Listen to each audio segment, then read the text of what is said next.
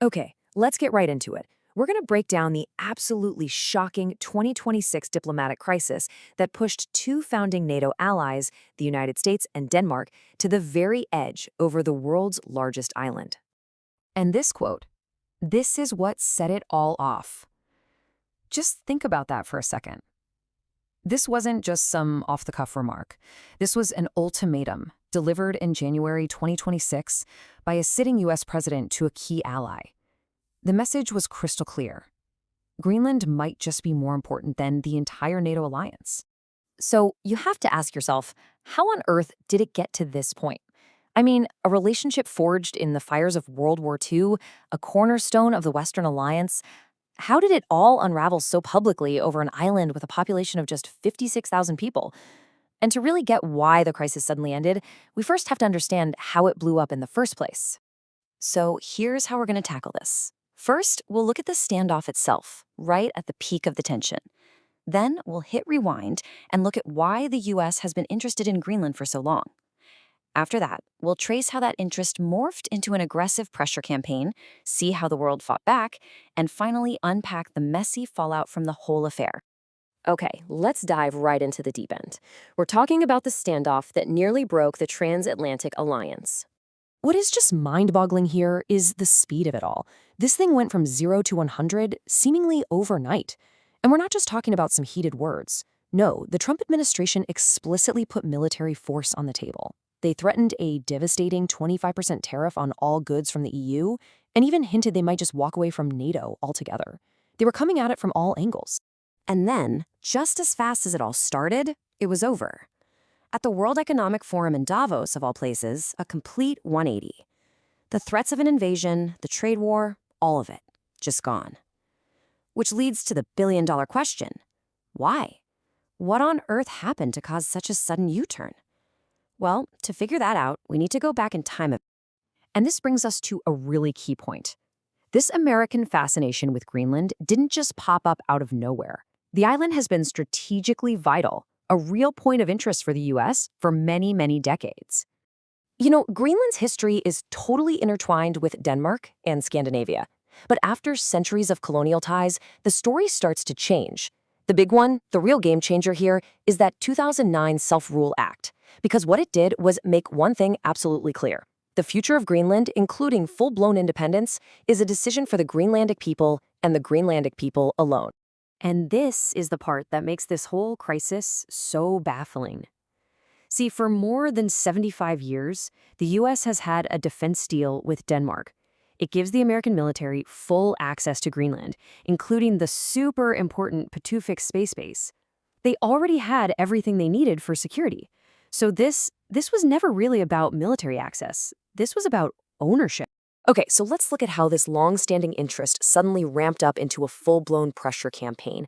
Many people started calling it a form of hybrid warfare, basically using everything but the military to try and destabilize an ally. Right, so according to reports from Denmark's public broadcaster DR, the administration had a clear three-phase plan. First up was the so-called charm offensive. Then when that didn't work, they moved to phase 2, direct pressure and threats. And finally, phase 3 was an attempt at societal infiltration, trying to directly influence people inside Greenland to create division. And the tactics they used, well, they were seen as one provocation after another. You had Donald Trump Jr. showing up to hand out MAGA hats. You had Vice President J.D. Vance giving an uninvited speech at an American base on Danish soil. They even fired the base commander for not getting on board with the plan. It all peaked with the appointment of a special envoy whose stated job was, literally, to make Greenland part of the U.S. And the reasoning given for all this aggression just got more and more bizarre.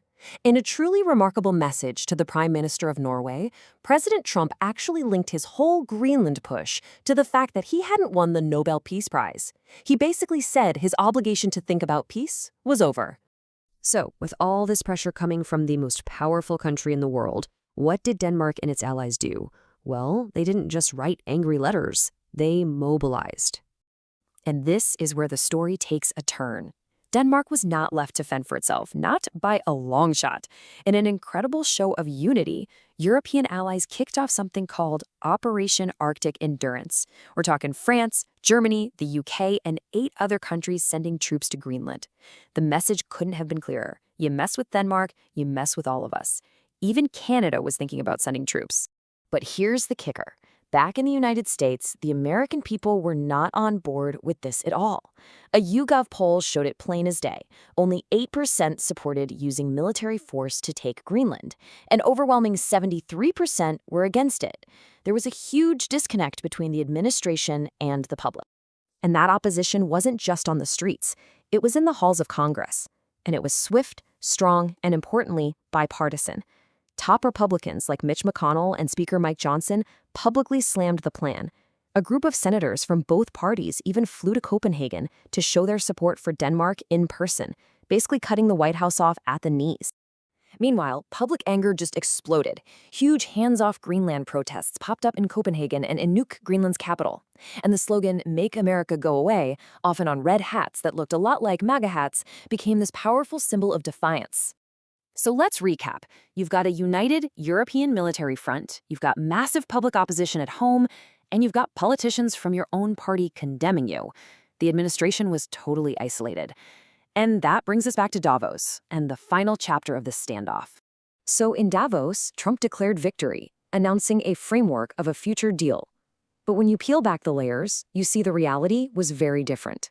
This so-called deal was basically just a restatement of the defense treaty that had already been in place since 1951. It was nothing new.